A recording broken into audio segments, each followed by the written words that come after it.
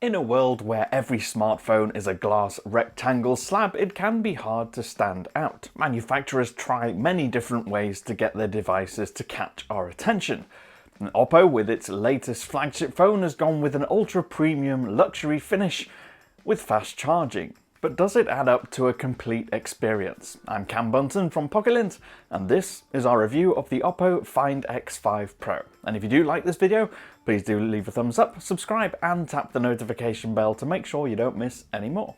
There's a sense of familiarity about the Find X5 Pro, at least there is when you look at it from the front. It has that fairly standard flagship design with a big expansive display, skinny bezels, and glass that curves down to the metal edges on each side.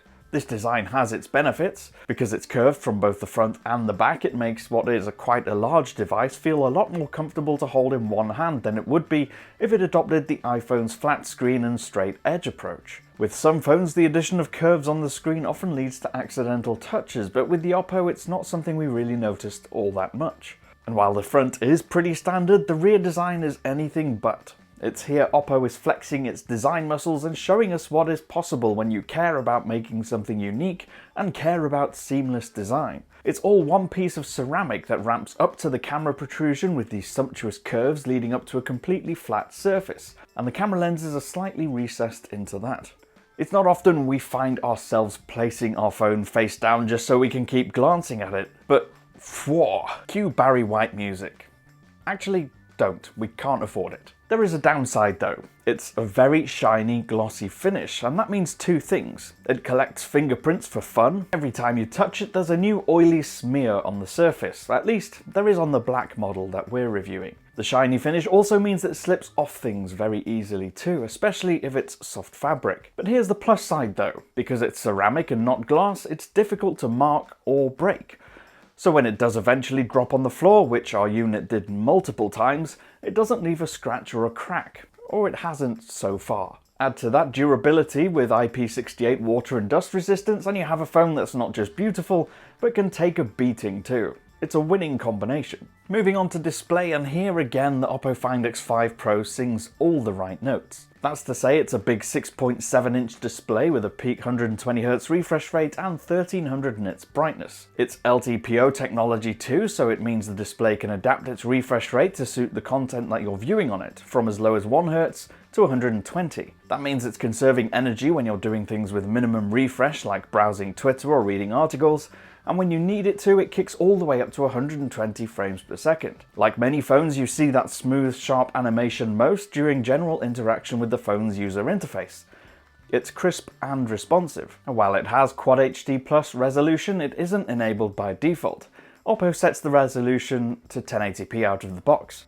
So if you want to make the most of the screen's crispness, you have to enable that in the settings. You won't regret it if you do though. With maximum sharpness enabled, the display is really crisp and detailed, with fine lines and curves seeming smooth and pin sharp. It's a great panel for watching videos on too, with tons of vibrant colour and dynamic range. In its default vivid mode, there's a sense that it over-eggs the colours quite a bit, particularly blues, making them seem too unnatural. But for those who want a more subtle approach, there's a natural mode. This tones down the colours quite a lot, making them more subtle, and there are also two Pro modes for further calibration options. Its peak brightness of 1300 nits ensures these little spots of extra brightness in dark scenes like flames and candles dotted around the scene shine brightly without extreme overexposure, and they keep the rest of the scene balanced and visible.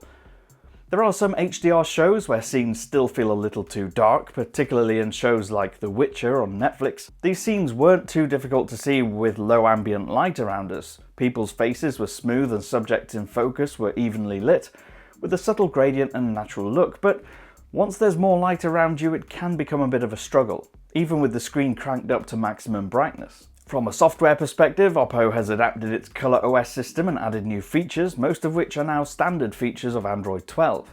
These include the ability to change your phone's accent colours based on the colours of your wallpaper, and the useful drop-down one-handed mode that mimics Apple's reachability feature. So on to performance and battery, and internally the phone is equipped with all you could possibly need to have a fast and smooth experience. That's to say, it's got the latest Snapdragon 8 Gen 1 running the show, alongside 12GB of RAM and 256GB of storage. It also has the feature that allows you to borrow some of the storage to use as RAM. We're not exactly sure when that will be necessary, but it is an option. It's no real surprise then that when it comes to everyday performance, the Find X5 Pro has absolutely no trouble in coping with the most intense apps and games. It doesn't huff or puff when you ask it to tackle the most demanding titles or when you're shooting photos or videos. It just gets on with it, not even a bead of sweat. As for battery life, the 5000 mAh capacity goes a lot further than you might assume. A big part of that is down to some kind of wizardry, we assume, or more accurately, battery optimization, and Oppo's known for that. Thanks to its background app optimization and the adaptive refresh rate, and fine-tuned auto brightness, the battery life is very good. With our own usage, which we'd class as moderate, somewhere around 3 hours of screen time a day, mostly social media, messaging and browsing, we'd struggle to drain more than half the battery in a full day. That means for us it's no exaggeration to say that it's virtually a 2-day battery. But even for the heaviest users, we suspect the phone will comfortably get you from wake up to bedtime without needing an emergency refill in between. In fact, on our most demanding day where we listened to hours of music, we still ended up with about 44% left over at the end. Not that battery anxiety should ever be a concern though, thanks to the availability of SuperVOOC flash charging. With a 12-minute top-up with the adapter included, it'll get your battery half full. For those more concerned about battery lifespan, Oppo's latest battery design and charging optimizations also mean the phone can get through 1600 charge cycles. Plus, it can charge wirelessly too, up to 50 watt speeds, when you use the Oppo AirVOOC charger. Last but not least, and from a sensor perspective, it's pretty much identical to the Find X3 Pro before it. The main and ultra-wide cameras both use 50 megapixel sensors, and the telephoto 2x optical zoom camera uses 13 megapixels.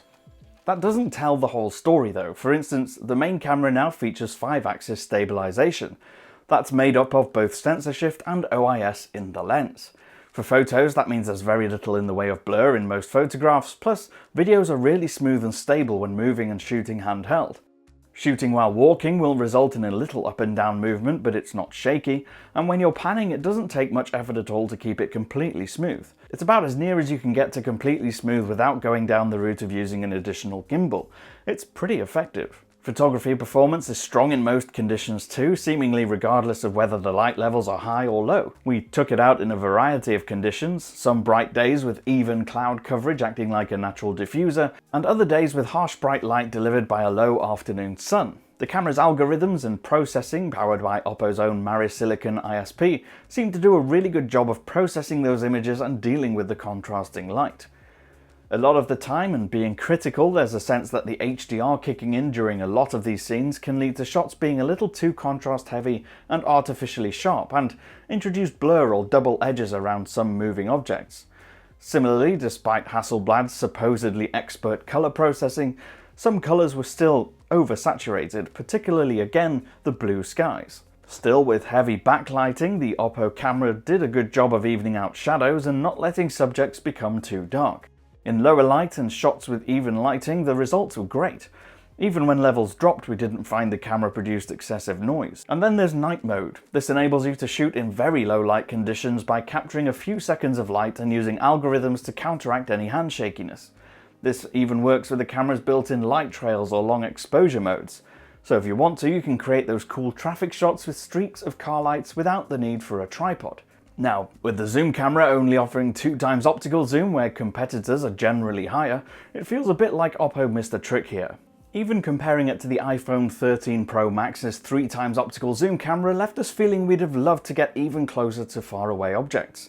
It does have 5x hybrid zoom and can digitally zoom up to 20x, but results get very ropey very quickly once you push past the 2x mode. The other issue we saw was that the ultra-wide sensor could be inconsistent.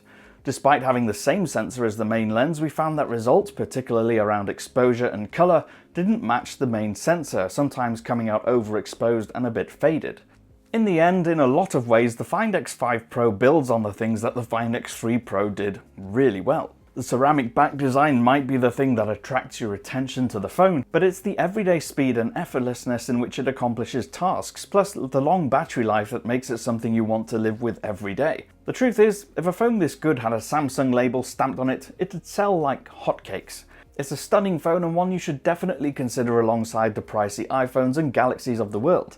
It's that good.